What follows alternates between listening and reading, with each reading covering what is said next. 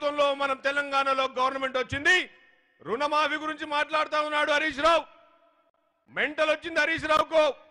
అరే 4 నెలలు ఓపిక లేదా నీకు 10 సంవత్సరాలు చేసినావు కదా నువ్వు రేవంత్ రెడ్డి గారు చెప్తున్నారు కదా ఆగస్టు 15వ తారీఖు లోపట రుణమాఫీ చేస్తా అంటే ఏమంటారా ఈ కుటుంబ సభ్యుల మీద ఒట్టేయమంటాడ అనికేమన్నా దమాకు ఉన్నది కేటీఆర్ ఉన్నదేమన్నా దేవుళ్ళ మీద ఒట్టేసి చెప్తున్నాడు తాను సీఎం గారు ఎక్కడికి పోతే లక్ష్మీ నరసింహ భువనగిరికి పోతే లక్ష్మీ నరసింహస్వామి చెప్పిండ్రు మెదక్ పోతే చర్చి మీద ఒట్టేసిండ్రు మరి ఆడ ఏడుపాయలకు పోతే దుర్గామాత మీద ఒట్టేసిండ్రు వేసిండ్రా లేదా మరి ఇన్ని దేవుళ్ళ మీద ఒట్టేస్తేనంట ఈ దమాకు లేనోడు ఏమంటాడు ఆ కుటుంబ సభ్యుల మీద ఒట్టేయమంటాడు అరే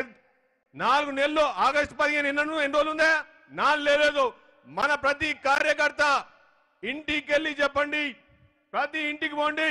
బయట పోస్టర్లు అతికిస్తే కాదు ఈ బీజేపీ వాళ్ళు మాటలు మాట్లాడి ఈ కారు స్పీడ్ ఉన్నప్పుడు ఈ బిజినెస్ పార్టీ కారు ఎక్కిండు కారు డ్యామేజ్ కాగానే కారు దిగి మళ్ళా పువ్వు ఎక్కిండు కింద పువ్వును కత్తిరించండి కత్తిరిస్తారా లేదా మీరు కత్తిరిస్తారు ఒక్కొక్కడికి లాల్ సలాం వీర సైనికులాగా పోరాడి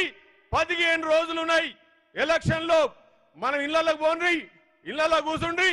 లోపలికి వెళ్ళి పోవాలా బయట స్టిక్కర్లు అతికించి వాట్సాప్ లో ఫోటోలు పెడితే మనం గెలవం మనం గ్రామాల్లో పోవాలా ఇళ్లలో సీఎం రేవంత్ రెడ్డి గారు సీఎం కాగానే బడ్జెట్ ఖాళీ ఉన్నా గ్యారంటీలు ఇచ్చిండు మనకు ఇవాళ రైతులకు ఇస్తా అని చెప్పిండు ఈ 10 నెలలు ఇచ్చిన అవాయిలు